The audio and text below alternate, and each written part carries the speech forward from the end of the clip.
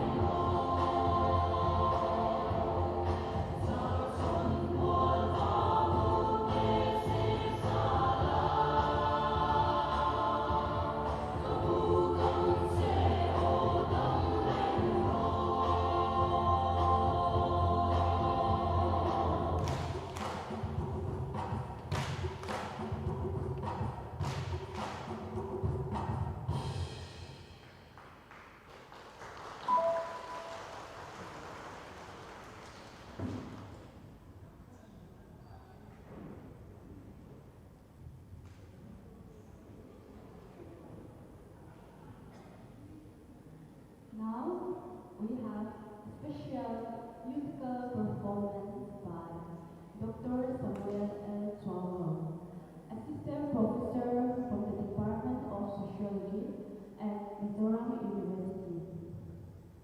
As all are aware, India is the finest example of unity in diversity, best in the world. Sarsem will be performing a musical rendition of Hallelujah, written by Leonard Cohen. The word Hallelujah has its history in Judaism, Islam, and Christianity. However, Leonard Cohen has managed to transcend religious boundaries, and now, today, the song is popularly categorized under the genre of traditional song. The song has been covered in recordings more than 300 times by famous artists across the world, and our listeners will add to this repository. Sarah, whenever you're ready.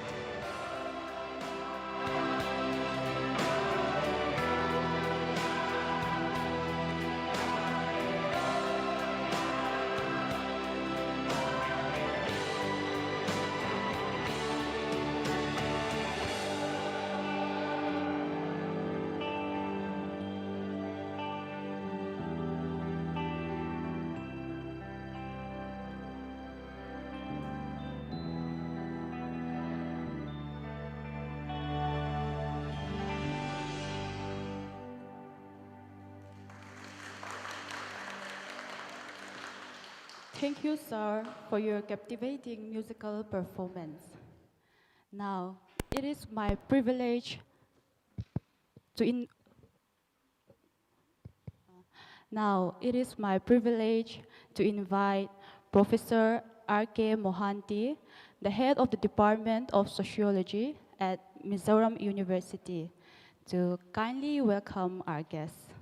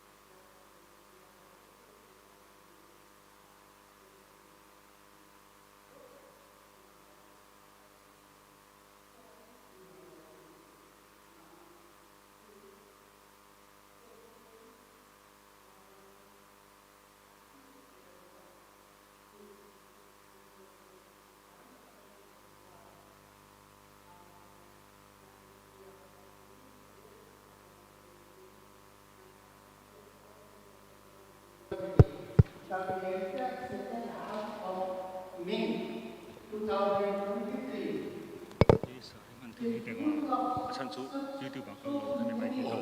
Activities like symposium, colloquium, and so on, that it becomes, extremely difficult to find our authorities to adorn the chairs of the guests.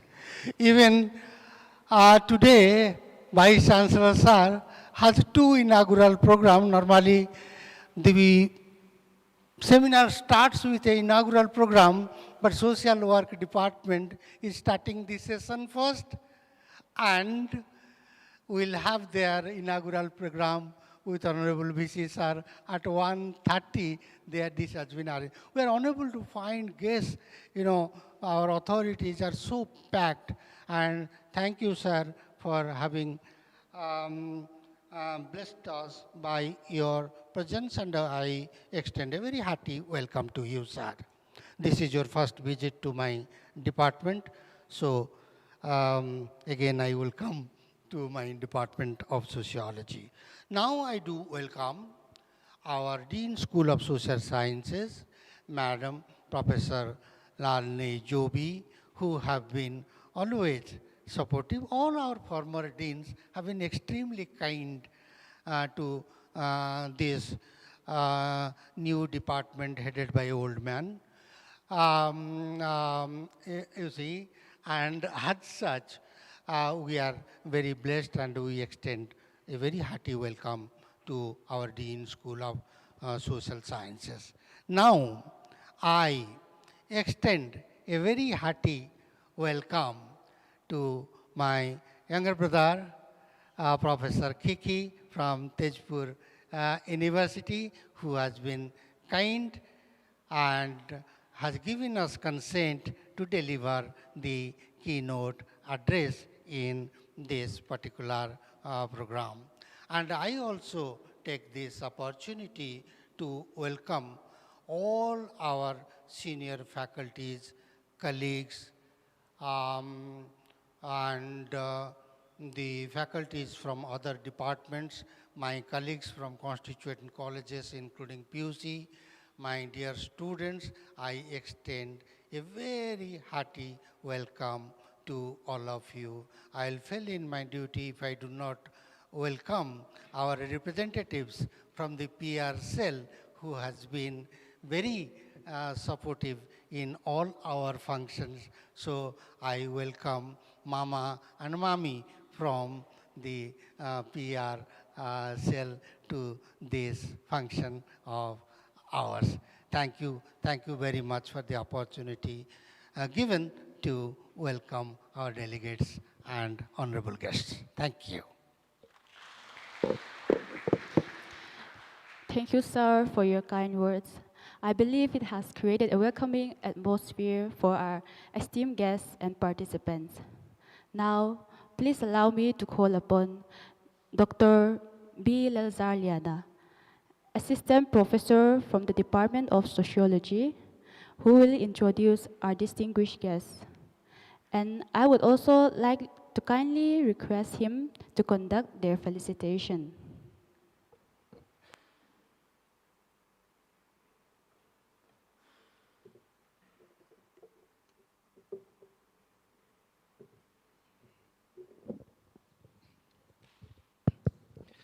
Good morning, friends. It is indeed a pleasure, as our HOD have said, to introduce our guest for today. Academic endeavor is not only within the classroom, but rather in situations like this today, in which researchers and scholars from various aspects who are going to present their paper today. So it will be an interesting seminar, that's what we hope. And I'd like to introduce our guest today. First, I'd like to introduce our chief guest, Professor Dibakar Chandra Deka. I think many of you have seen him for the first time today. Sir has been the Vice Chancellor of Madhavdev University, and he has done his PhD from IIT Kharagpur and DTIT from Tokyo. And his research interest is in FRRC, natural products, synthetic organic chemistry, and biofuels. Sir, we are lucky to have you, and we hope that this is the first time, but we hope to have more interaction with you in the future. And may I introduce our Dean, Professor Lalne Jobi. Madam has been a supporter of our department from the very inception, and she is the first Mizo woman to get her master's and PhD in public administration.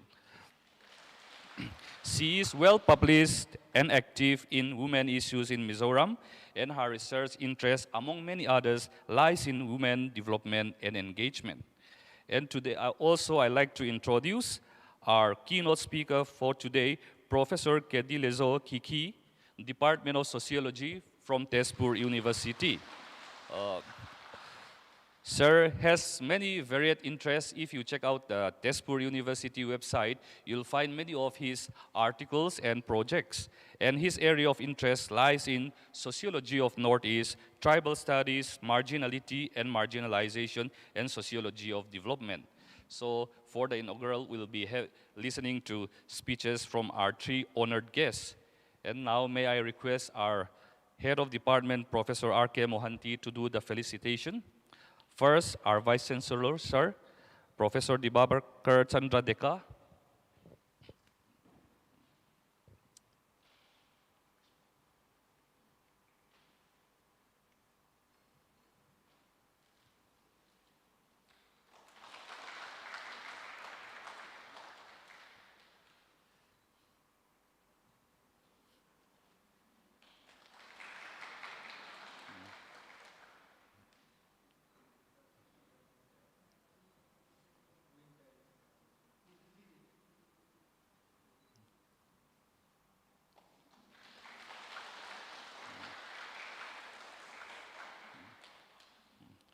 Now may I invite Professor Lalnezowit.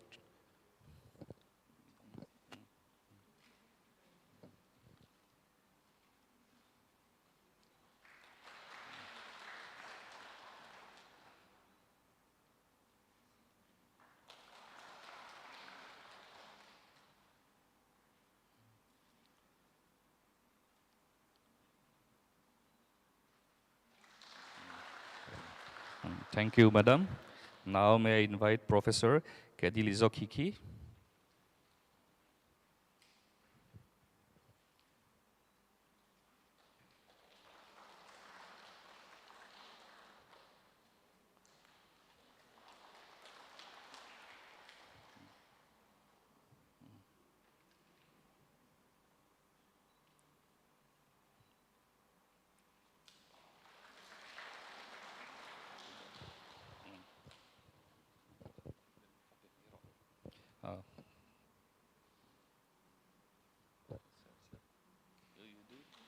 Or may I invite Madam to give felicitation to Professor, sir?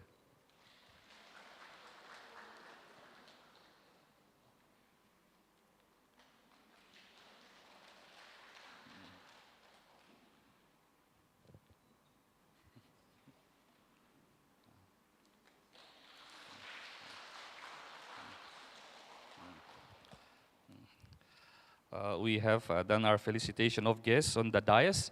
And besides these guests on the dais, we have many research scholars and scholars who are going to present their papers in the various sessions. We also welcome them, and their separate introduction will be done in the session they're going to present. Thank you. Thank you, sir.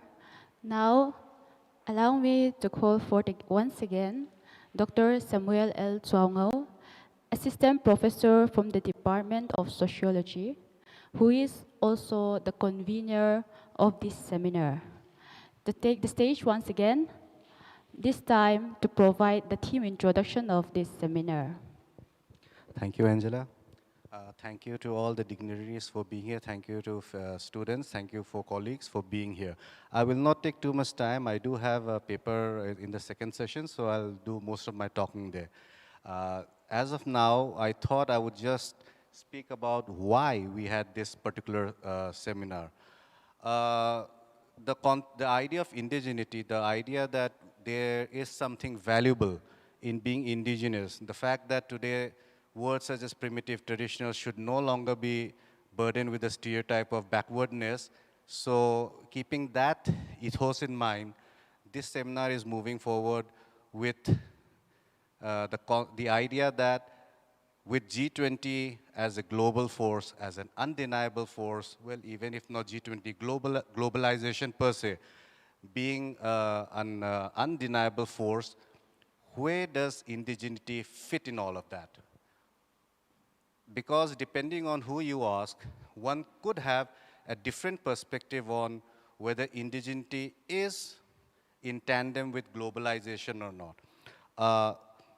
when we say indigeneity, of course, it's a huge, it's a plethora of ideas, culture, language, religions, art, art and craft. So where does all of this fit into it? We could also have discussions on should we globalize? So there are some papers today that we have. I hope that we will have a healthy debate, a healthy discussion, and perhaps some good arguments, but of course only till the end of the session. That's all I have to say. Thank you so much. Thank you, sir, for providing us with a compelling and thought-provoking theme introduction for this seminar. We are honored to have the esteemed presence of our chief guest, Professor Dipakar Chandra Dekha, the Honorable Vice Chancellor of Mizoram University. Now, we'll kindly invite him to address the seminar.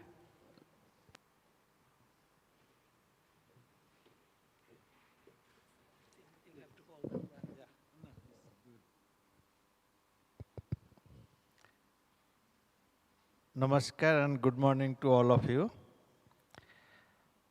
Respected Head of the Department, Sociology, Professor R.K. Mahanti, our respected Dean of Social Sciences, School of Social Sciences, Professor Lalnei Jovi, our respected guest from Department of Sociology, Tezpur University, Professor Kedileju Kihi, all my colleagues from the University of Mizoram, honored invitees, guests, participants, and my dear students. Nice to see all of you in this fine morning. It's a beautiful hall, nicely arranged, and the whole function started with a unique art performance, dance cum music. It was really wonderful, first time I have seen. I know in Mizoram or elsewhere, what is that called? Bamboo dance. But this is also another unique performance. I think unique in Mizo culture. I have not seen anywhere else. Maybe many institutions I have visited all over India or abroad, but this was, I found unique, something different and also enjoyable. Thanks all the artists who participated. I think they are students from this department. Thank you all. Well, you are here to discuss on ingenuity and sustainable development, locating the local in the context of G20. Very interesting topic. And I think you will not be offended if I say that humans are social animals, okay? Don't mind that. In science, we human beings are part of the animal kingdom. We are also animals. But we are very much social animals. We live in society. So our behavior should be different from other animals. And I think in the recent times, now in the days to come, our behavior in the context of society is bound to change. Already people have started talking also in the objective presented here. It was also talk about globalization. Globalization is something which we cannot avoid. If we have to survive, globalization probably you cannot escape. You have to accept it. Now, in hot context, in hot way, we'll accept it. That is the thing. Now, my perception is that always think globally, but act locally. That should be the mantra, that should be the idea. We must think about globally, but always act locally. We are here in Mizoram, Aizawl. We must be well informed about what is going on abroad or elsewhere. But we must, while acting, we must act in the context of that. We are living in a Mizo society. We must think about in the context of Mizo society, or how we from different parts of India can strengthen our behavior so as to make the bonding stronger and stronger here. Okay, so even if I come from UK or America, even if I come from there and live in Aizawl, my focus should be on that, how Mizo society, what is the Mizo culture of the Mizo society, how they are behaving, and how can I strengthen my bonding with this society. And then only probably we can live and a memorable life for years to come. So always, in the context of present context, we will always say that, think globally but act locally. Now another thing is that human behavior, sociology is about something. Though I am not expert, I do not claim to be an expert, but I am part of the society. I cannot escape because I have to bring up my family, my children. I have to deal with my students.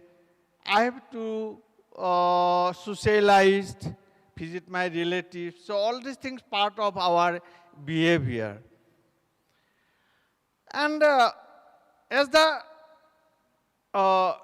society you call so-called development is going on, globalization is going on, certainly our behavior is also bound to change.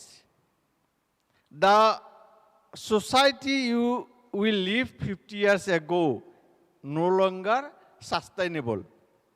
You cannot expect. Say for example, small example, earlier we were habituated, we were accustomed with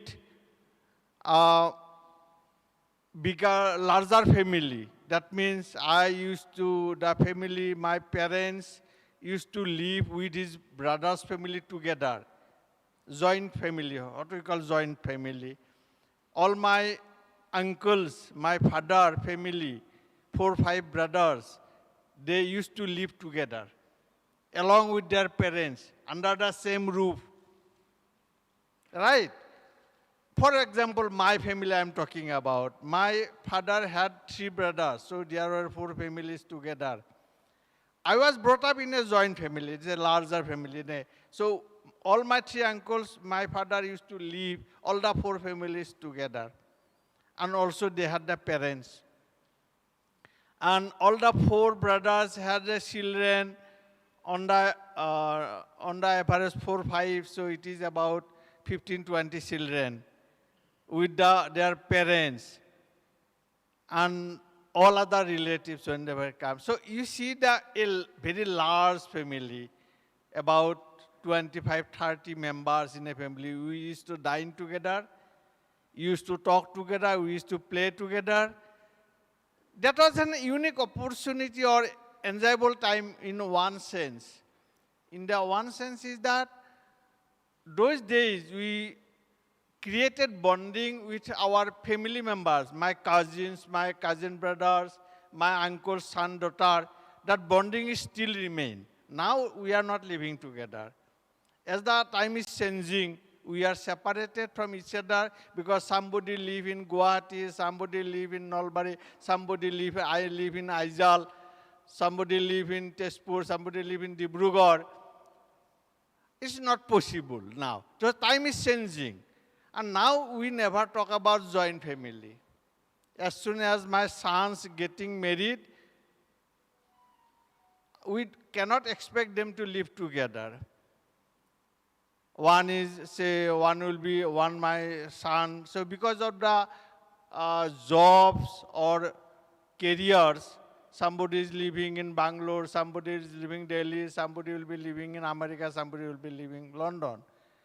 So with the sense of globalization or with the passing of time, our behavior has to be changed. Okay? Our behavior has to be changed. Now, in the new circumstances, I have to behave accordingly.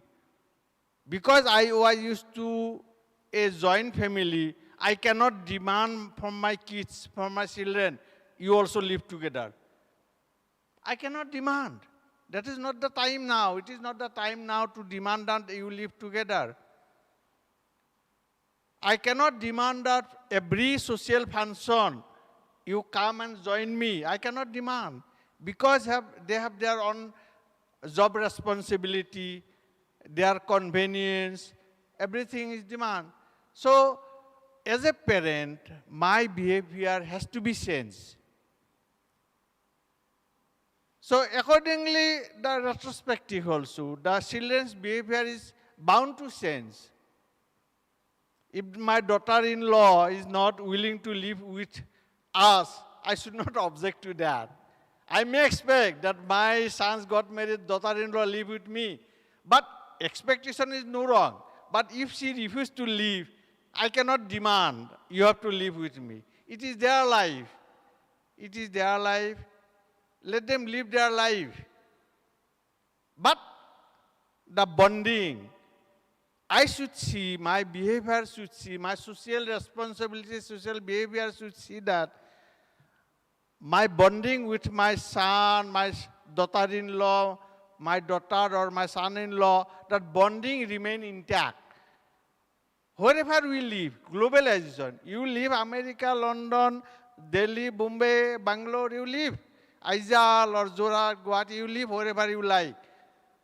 But remember that you are my son, you are my daughter, you are my daughter-in-law, you are my son-in-law. That bonding we cannot allow, because we are social animals, we cannot allow to get damaged. So my point is that, in one line, as the time is changing, our social behavior, human behavior, individual behavior has to be changed to sustain. Sustainability is the main important. If I be orthodox, very rigorous, of the old time habit, then I won't be able to keep the bonding intact. One day, my daughter-in-law will be offended, she will leave me forever. If I am unable to hold a bond, she will leave me forever. That will be a damaging part in the social behavior in the society. Why? I cannot forcefully keep somebody with me. But I want that bonding should be, and if I behave properly, responsibly, he or she will also behave responsibly. So I will not talk much. Experts are here. I am not from social science. I have not studied much. Few things I have shared from my own experience. So I think I would love to hear the experts who will be speaking here. And I think you will listen to the experts, you will interact, and finally, you will give something out of this seminar. That, yes, these are the things we discuss. Whether you circulate or not, at least amongst yourself, that whoever is participating, they feel that it is worth attending this seminar. It is purposeful. If somebody has spent here 1 day or 2 days or couple of hours, it is his or her time. That should not, he or she should not feel that it is gone waste. I got its value. It is my time, my life. I have come here to attend. I got something out of this seminar. So with these few words, I wish that your deliberation, your discussion will be successful. Wish you a good time. And I thanks again the Department of Sociology and the School of Social Sciences for inviting me to attend this seminar, inaugural function as a chief guest. Thank you all. Namaskar. Jai Hind. Thank you, Honorable Vice Chancellor, Professor Dipakar Chandra, for gracing us with your esteemed presence and for delivering a truly intriguing and enlightening address, and for setting the tone of this seminar. There will be another slight change in the program. The presidential address will come after the keynote address. We kindly ask for your understanding. Our keynote address will be delivered by the distinguished Professor Kedilezo Kiki, a professor of sociology from Tezpur University, Assam. Sir, the stage is yours.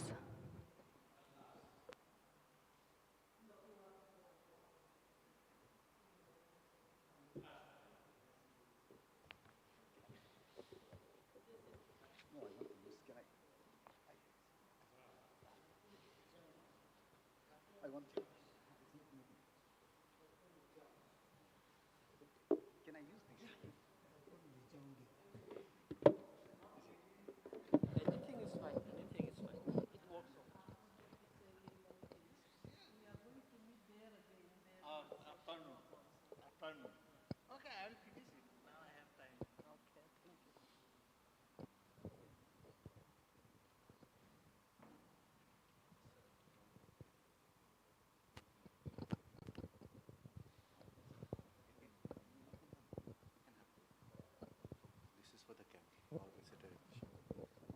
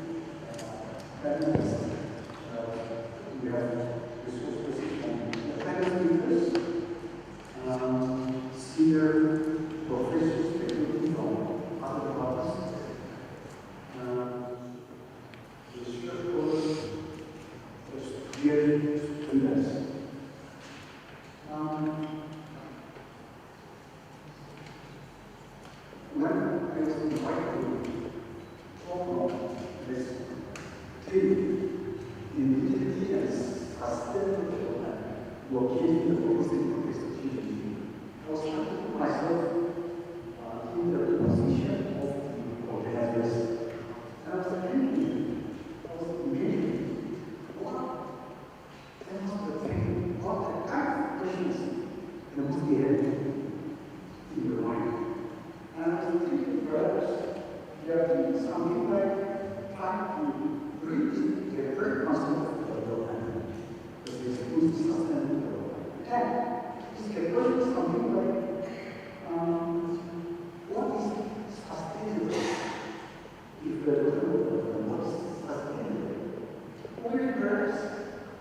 The word sustainable is missing in the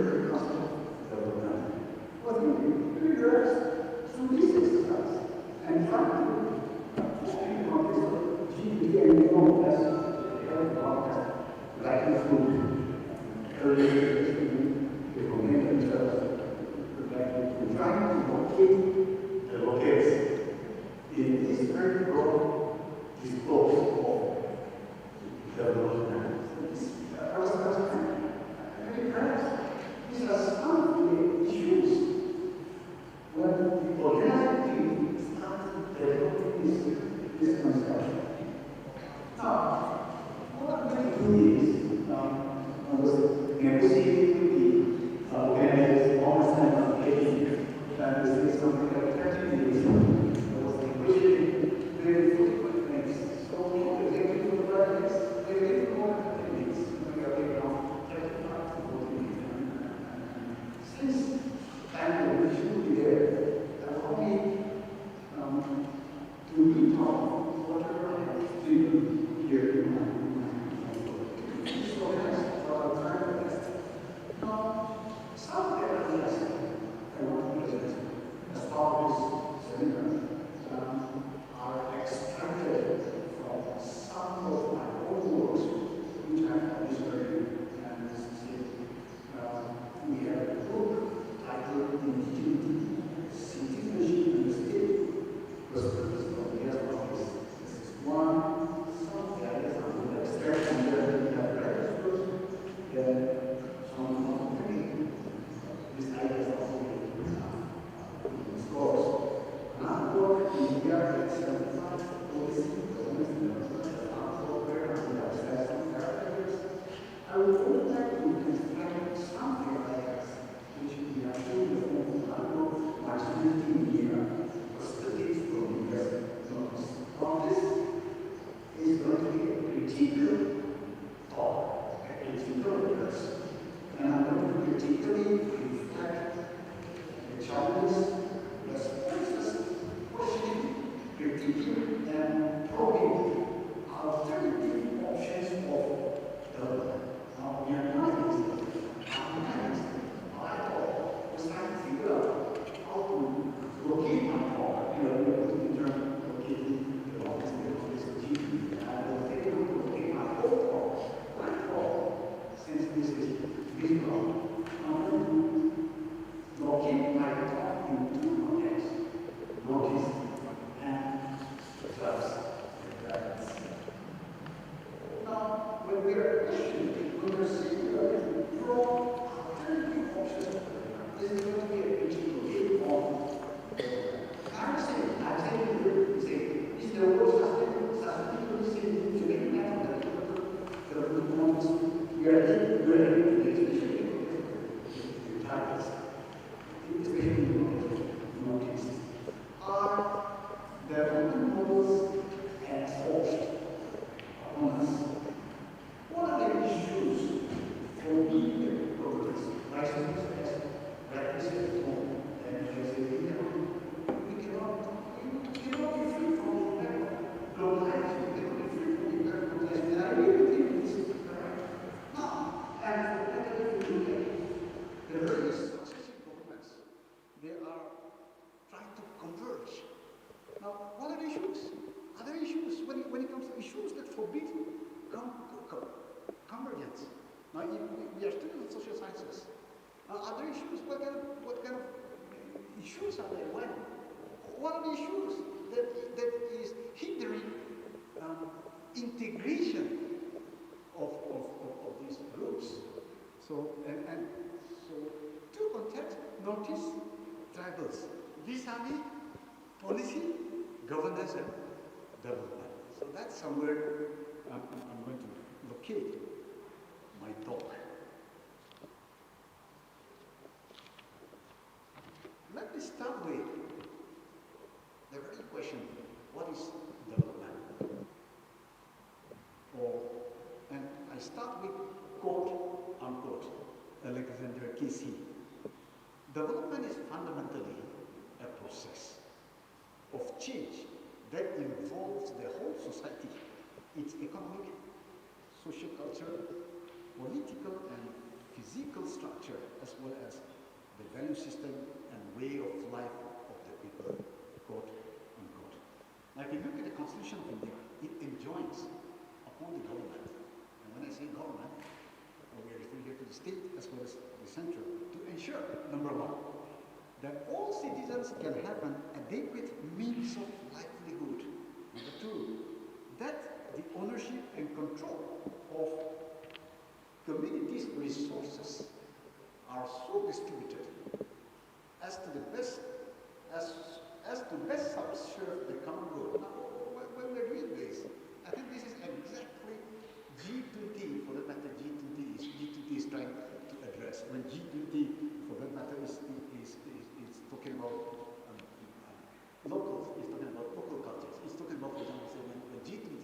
talks about tourism, it's talking about sustainable tourism and importance. What is supposed to be the center of that tourism? The center is the locals, the indigenous. Number three, I'm coming back to the Constitution. Number three, the Constitution ensures that the operation of the economic system does not result in the concentration of wealth and means of production to the common detriment.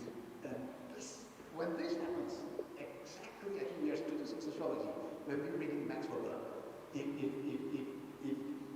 conflict completely erupt when we have a situation, we're in kind of situation, when we have a very kind of situation, and then exactly this one conflict will erupt. Why?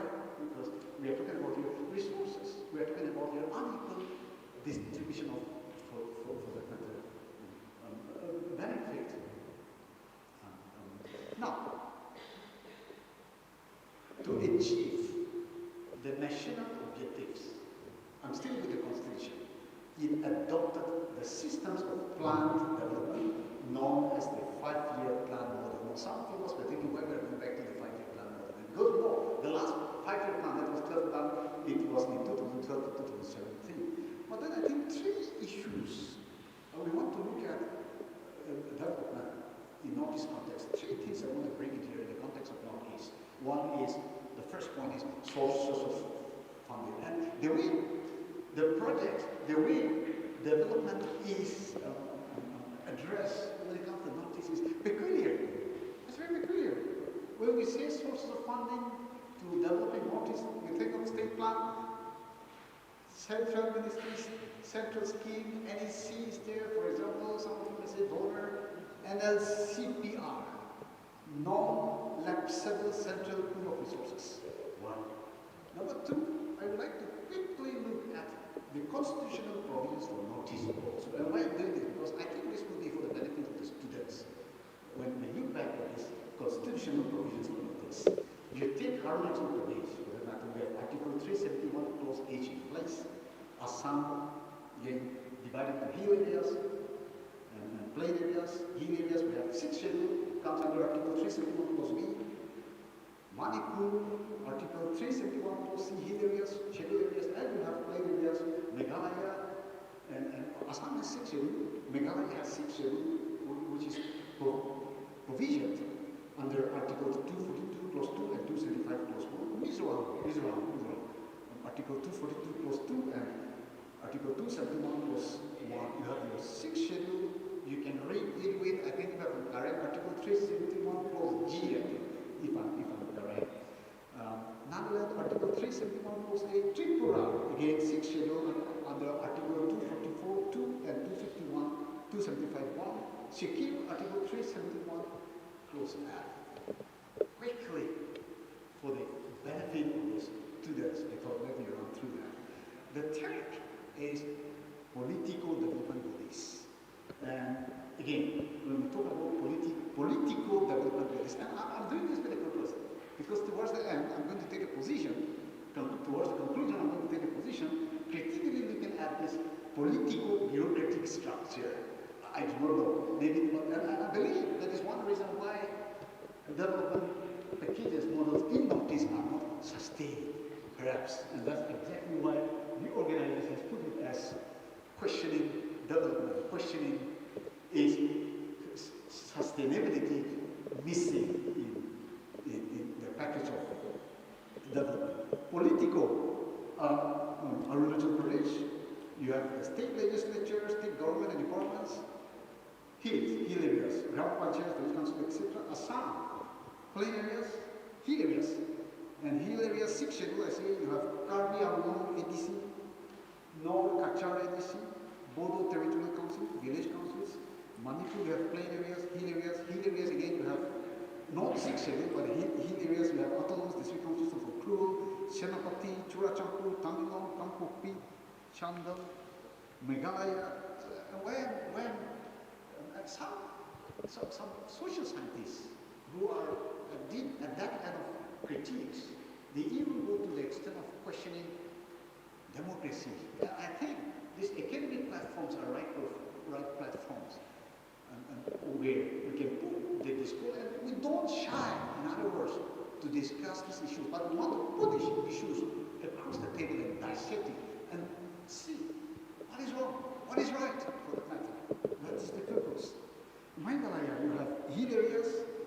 And you have Khasi Hills ADC, Jantia Hills ADC, Garo Hills ADC, Mizoram, you have your village councils 1953 Act.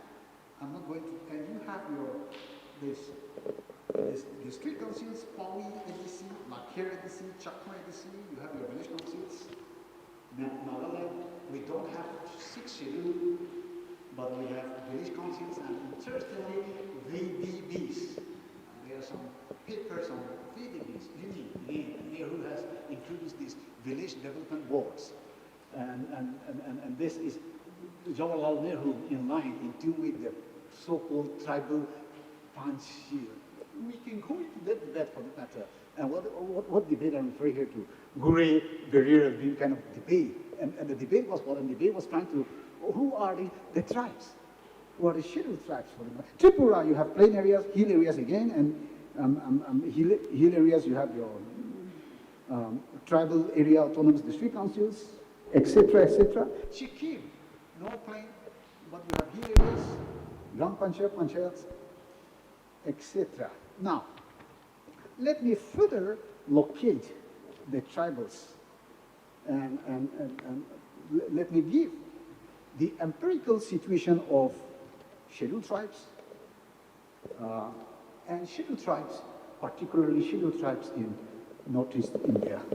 Now, as per 2011 census, as you all know, 8.6% of the Indian population is constituted by the scheduled tribes, and the latest figure says this counts, 8.6% counts 104.2 million distributed into 461 tribal communities. This number, 104.2 million, is staggering. And in fact, this is bigger than the biggest country in the European Union, Germany, which has only about 80 million. But we are talking about here scheduled tribes, though they constitute only 8.6% of the Indian constitution, in numbers, 104.2 million. And their diversity is stupendous, as each tribal community has its specific identity markers. The modern states, but, let me put it this, but the modern states are inherently uncomfortable with the idea of cultural diversity, and they cannot enlabel citizens. The lesser the number of social categories, the more comfortable the states are. The more comfortable the states are. Now, in order to be comprehended by the state, the socio-cultural world has to be standardized and simplified. The scheduled tribes in India is a common label which collapses over 460 identity groups into a block of citizens who are entitled for certain benefits. Viewed thus, the label, scheduled tribes itself is an identity-shattering one. STs of India are substantially internally differentiated. When we are talking about this 8.6% of STs against India's total population, 86% of STs belong to Central India, who are encysted within this cultural mainstream of India. 3% belongs to North and South India, substantially in dispersed groups, and our focus today is on the 11% who are in Northeast India, isolated. I do not know, it will be debatable when we say isolated. Later I would like to look at those perspectives when we are talking about the problem of convergence. Isolated from the rest of socio-cultural groups, and they are not encysted. Now you look at Northeast, say in Assam. Assam ST population is 12.45%.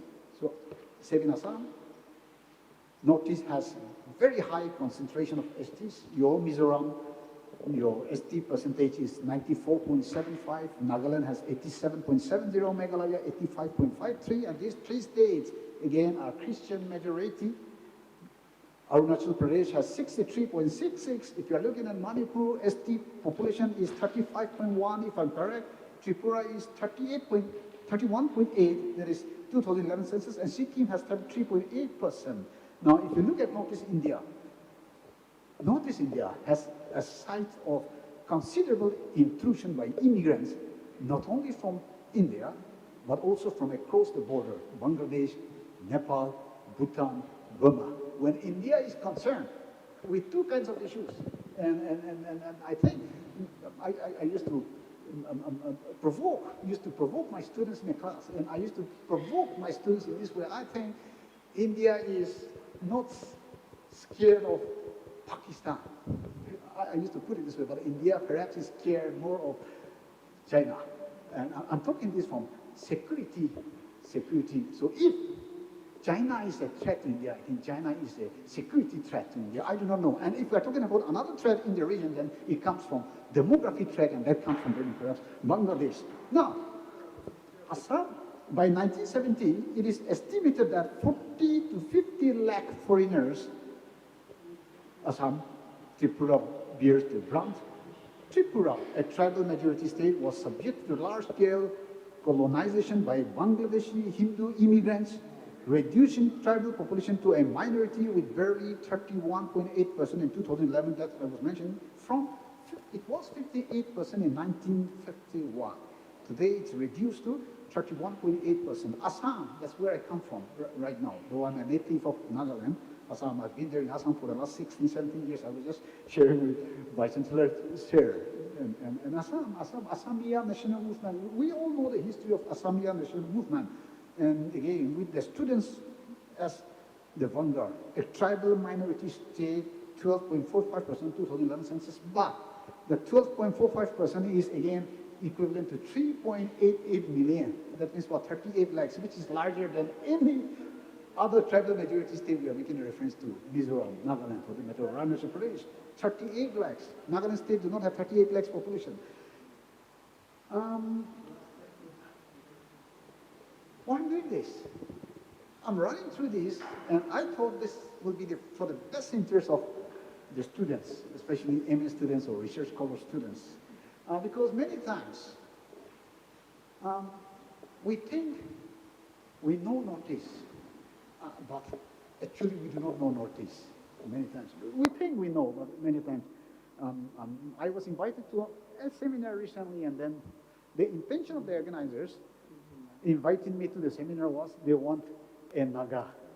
And they think if Kiki goes, Kiki represents all the Nagas. I say, if you're asking me to say anything on the Pom Nagas, if you're asking me to say anything on the Tikir Nagas, I say you have called the wrong person because I do not know anything about Tikirs. I would like to, I don't know anything about poems, for example, say I was trying to, so maybe perhaps if you want, to some extent, I may represent Angamins or Owls or maybe some of these major tribes. So this is, and we should learn now. I said somewhere in the beginning, if we are talking about integration, and the governments represent, for that matter, has been extensively talking about integration of all these groups. Now, why there is problem of convergence? And when we talk about the problem of convergence, it often reflects our mindset. Our approach, your approach to these groups, to these ethnic groups, or how do we plan to develop, how do we plan to integrate these people? Three perspectives. Quickly allow me to run through these three important sociological, this is sociology seminar, so let me quickly run through three sociological perspectives which attempted to situate the tribes in the Indian society and polity. The first perspective is assimilationist. And for students, assimilationist, the champion of this perspective was, the most vocal champion was none other than G.S. Gure, and who labeled the scheduled tribes as backward Hindus or backward caste Hindus. Now, in this view, cultural change of the tribes would simply mean adapting to the high culture of upper caste Hindus, that is, a process of displacement of tribal cultures is visualized, cultural autonomy is denied to them.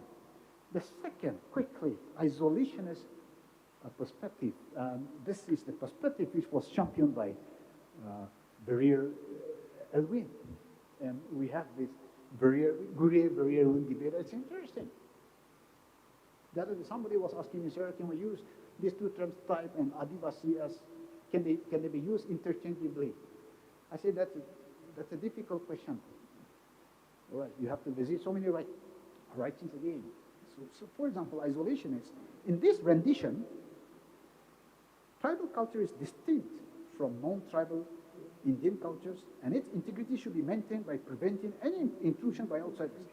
Culture change in this perspective is an endogenous process. The third perspective, acculturationist.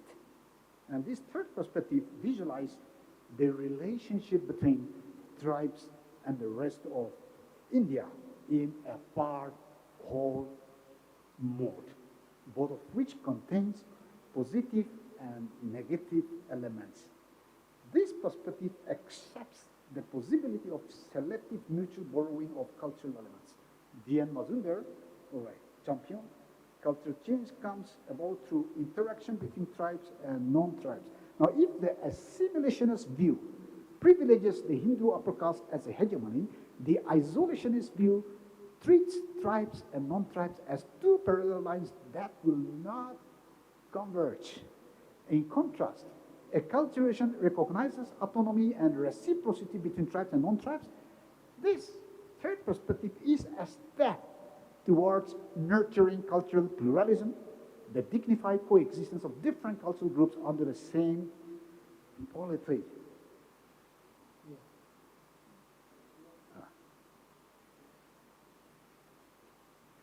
Now let me come back to one of the initial arguments I started, and that was questioning development. Now, Jen Nedrevin Peters. If you are a student of sociology of development, I'm sure you must heard this name, Jen Nedrevin Peters. He argues development is a struggle over the shape of futures, a dramatic and a complex struggle. It is too complex to allow partial approaches to have their way. Globalization, Vice-Chancellor Sir was mentioning, and regionalization are overtaking the standard unit of development, the nation or society. The conventional agent of development, all of us know, is the state. And the state is being overtaken by the role of international institutions and market forces today.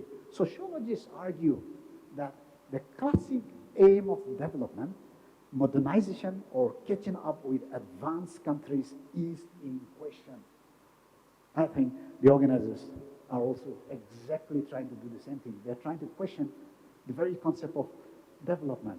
And I'm repeating again, the concern something like development, but is sustainability missing in that very concept of development? Because modernization is no longer an obvious ambition. Today's sociologists and economists, modernity no longer seems so attractive in view of ecological problems, the consequences of technological change, and many, many other problems.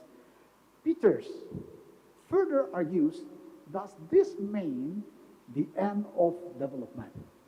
Everything that development used to represent appears to be in question, in crisis. There are various views of what this crisis means. Number one is that since development is in crisis, let's close the shop, Dukan Bongoro, and think of something entirely different, beyond development. This is the position associated with post-development thinking. Second, a different reaction is to qualify the crisis, acknowledging the failures of the development record, but also its achievements, avoiding simplistic, one-sided assessments. Thus, healthcare and education have improved even in the poorest countries and in countries where growth has been stagnant.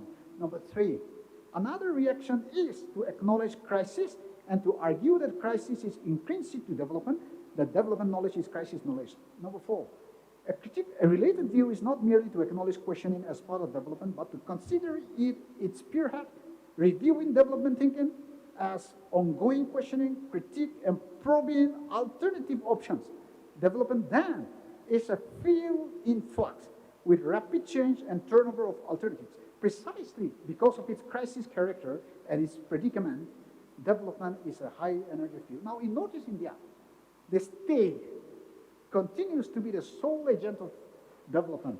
And very few, perhaps from the region, can imagine development without state funds. Many of us, or many for that matter, Northeasterners, when they say development is equal to huge, huge money. Let me give an example from Nagaland State. When we are saying we are questioning the models, are we having the right development packages? Are we having the right development projects? Nagaland, for example, Nagaland State has, my state, has quite a few foreign development models. For so many years, some of these models were run in the state of Nagaland. They call it Swiss model, Canadian project, Canadian model. Now, are these models, are they suitable models? My question is, are they suitable models in Nagaland context? One may argue, when you are trying to give a foreign medicine to a local disease, it's not working. Perhaps that's why it's failing. So maybe perhaps states like Nagaland will say we talk about Nagaland State. A boy is from Nagaland. I'm one boy, and so we have in the context of Nagaland, somebody may say, we talk about sugar mills without sugar.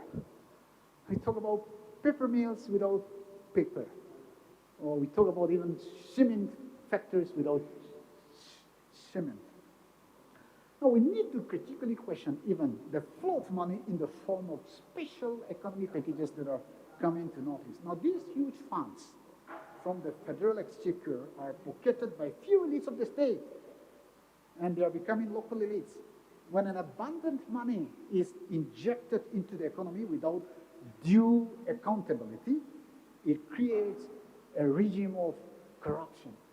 It has been creating a regime of corruption. Critics may say, critics, I'm saying, it includes ourselves. Critics may say, how long do we dance at the tune of Delhi or Delhi's diktat? So when Delhi plays rock music, we do rock dance. When Delhi plays sentimental music, we started doing romantic moves. Perhaps it would be so, as long as we are parasites and not self-reliant. Now, do we dare to think out of our cocoons and nurture our own development thinking? That's exactly, I'm coming to your thing.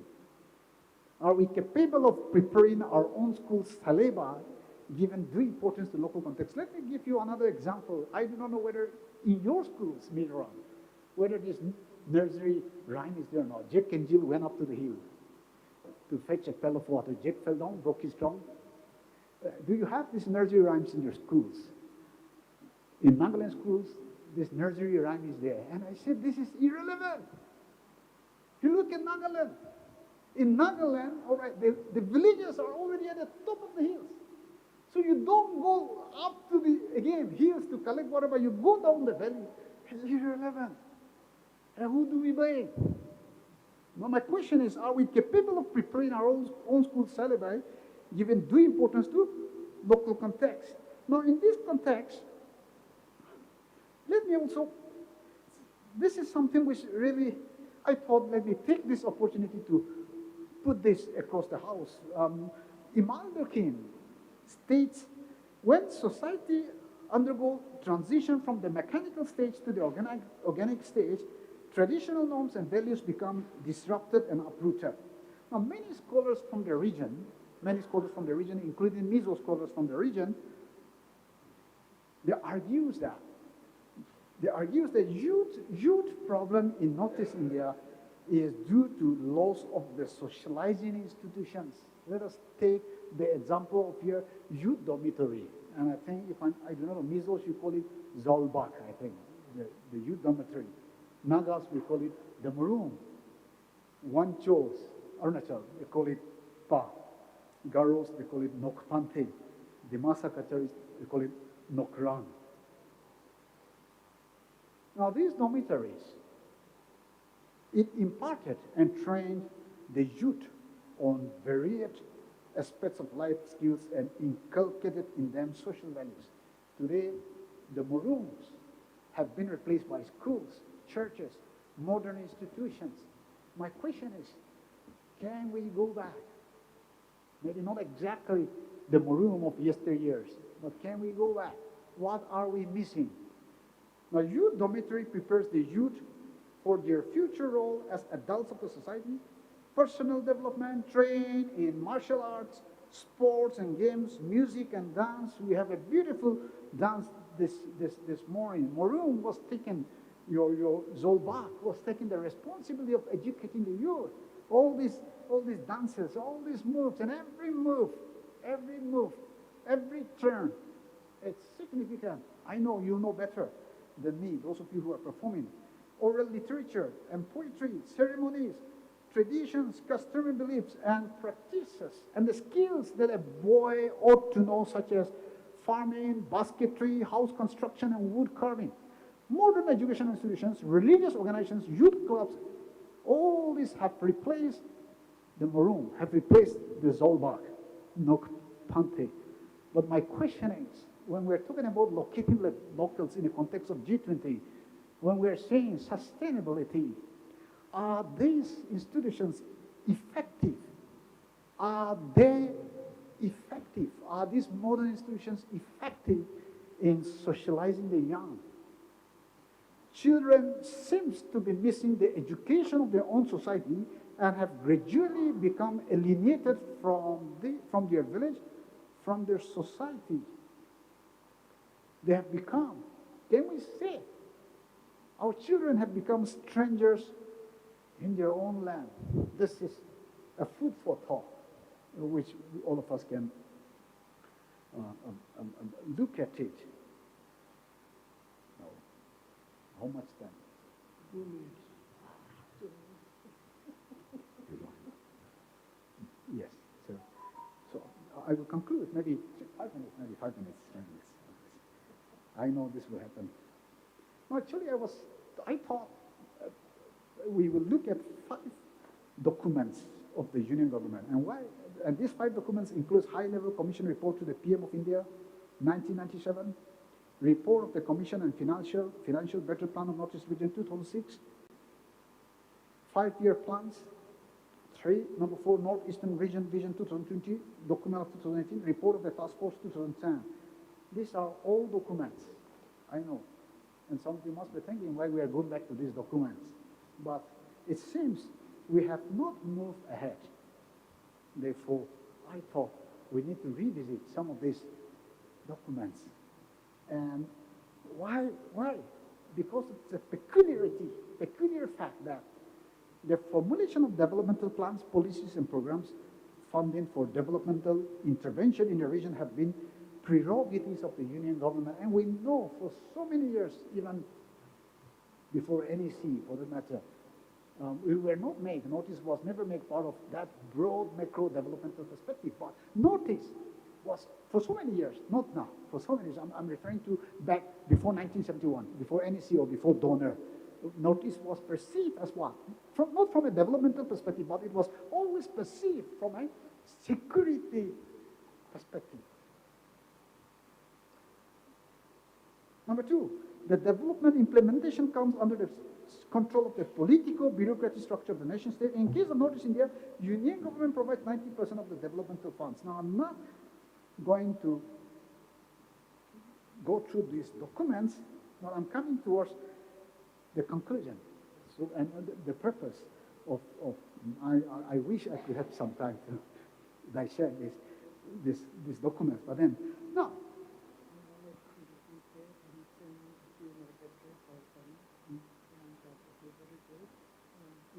The question I'm trying to bring in here is exactly trying to locate, trying to fix my talk within this theme is, can there be a paradigm shift? And this, I'm borrowing this idea from economics, and also I would like to mention Professor A.K. McKinley, who has been dealing with this. Now, can there be a paradigm shift that is a shift from the existing model of economic and political bureaucratic centric development to people-centric and mountain perspective model of development for the Indian Himalaya region, Aicha, and in particular for Northeast India? Will the people of the region be given the opportunity and choice to present their views and to select the type of development they need? will they play a decisive role in the effective implementation of the developmental programs. Now allow me to read a few lines, and I'm coming to an end. Now when we look at tribal struggles, are essentially rooted in resistance to three interrelated forces, namely the logic of individualism, modern statist ideology, and the capitalist mode of development. Perhaps during the colonial rule, the state aided and abetted colonization by outsiders, imposed independence in India. The colonization of tribal territory is directly a part of state policy. Now, to conclude, the emerging perspectives within tribal movements, colonial as well as post-colonial, include reaffirming of the tribal self, recapturing the control over resources, reclaiming political domain, and redefining development.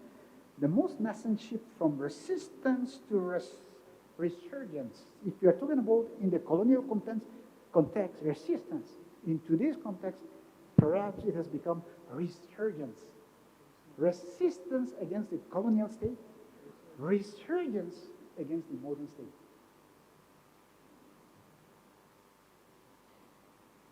Now, this will be synonymous with ethno development.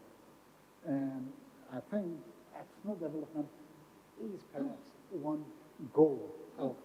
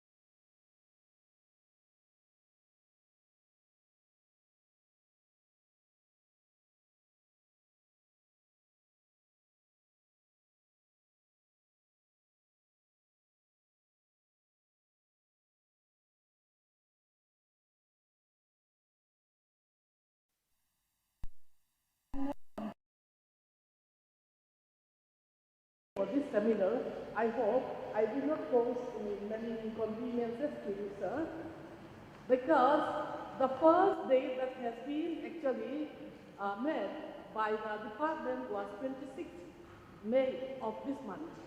But when I found out that it coincided with the Board of Study meeting, so I requested them to postpone it.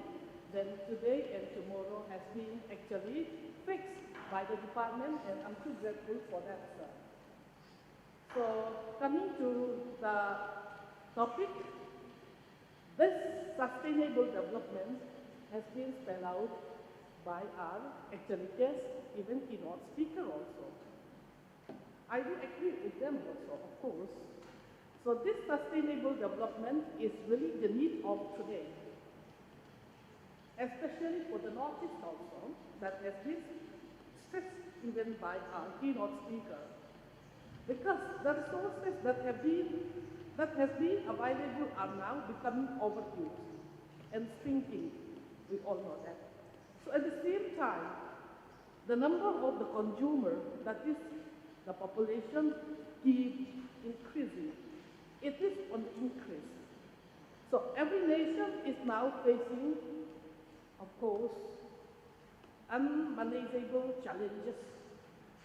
And the government, or every government of the world nation, is also in search of appropriate policies to be formulated in order to minimize this problem. Of course, efforts are also taken at the global level. So one of the most important actually outcome of this effort is the adoption of sustainable development goals by the UN Summit.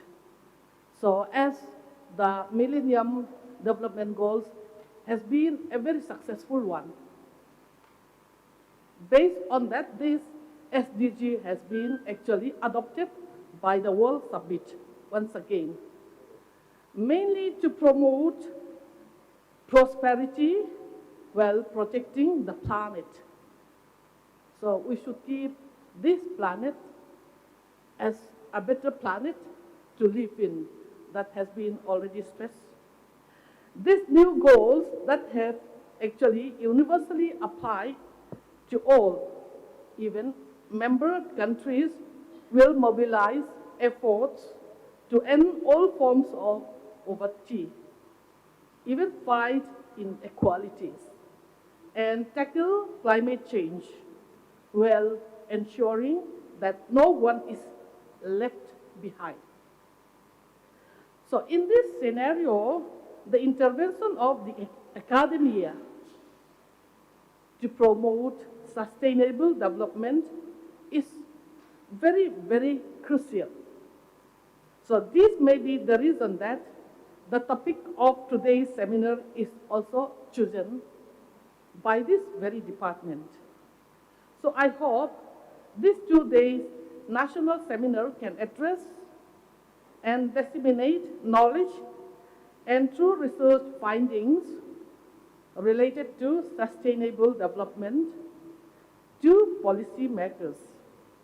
It is well known that by presenting evidence-based solution, academia has been linked to bridge the gap by providing policymakers with valuable insights and perspectives on the challenges and potential solutions. So more so, this collaboration can lead to the formulation of more informed and effective policies.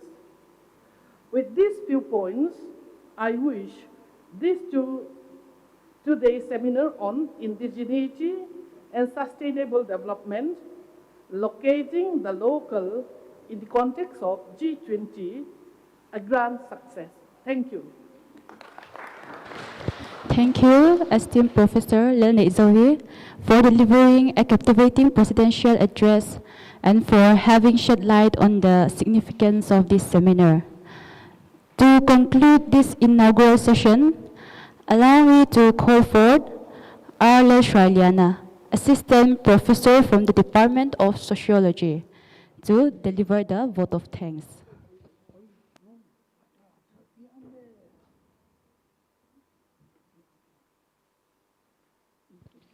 Thank you, Angela, for giving me this opportunity. Uh,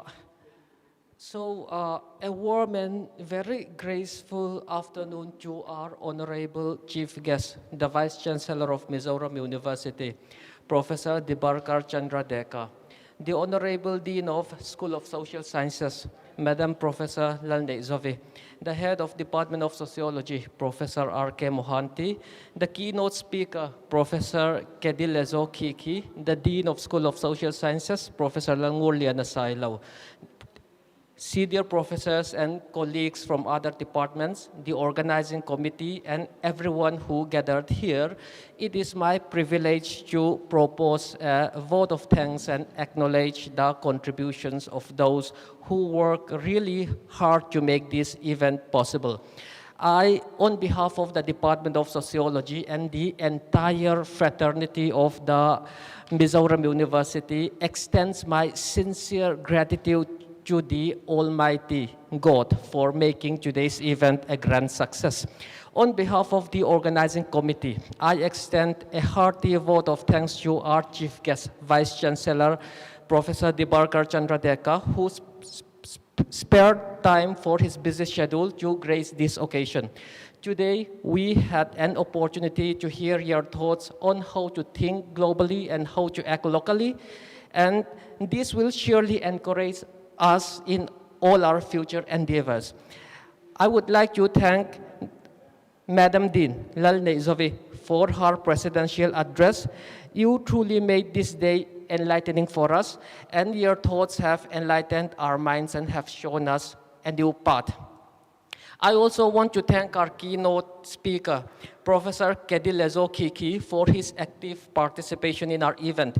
Your deep and intellectual way of imparting knowledge has added to the glory of this event. Today, we have got a clear idea on how development must coupled with sustainability and good governance, and how one should tackle the issue of modernity, westernity, and development under the context of sustainability and locality. Thank you very much. You gave a deep insight into the topic for revealing many interesting facts as well. We have no word to offer gratitude for your valuable presence here. I also want to thank Professor R.K. Mohanty, who have enlightened us with his important and worthy opinions. His efforts in finding co-sponsors for this seminar make it so much easier for the organizers to plan things in terms of organizing, staffing, directing, and budgeting as well. So I must thank him for being the catalyst that stimulated us to do our best. An event like this cannot happen overnight. The wheels started rolling weeks ago, and it requires planning and bird's eye detail. We have been fortunate enough to be backed by a team of very proactive and dedicated students. I am short of words for their involvement and their willingness to take on the completion of tasks beyond their comfort zone. With a deep sense of appreciation, we thank our students for their untiring efforts. I would like to thank all the performers of Trang Lam Dance that made this event a joyful one. Your days of hard work were evident in your acts. I would like to thank all the paper presenters who have blessed us with your presence. On behalf of all of us, I wish you all the very best for your presentation, and let this event be a starting point of an academic engagement between you and Mizoram University. Finally, I am gratified to all the audience for coming here and for their best wishes for this event. We thank you for being here with us, and it has remained a pronounced pleasure. Thank you very much, and have a great day ahead. Thank you.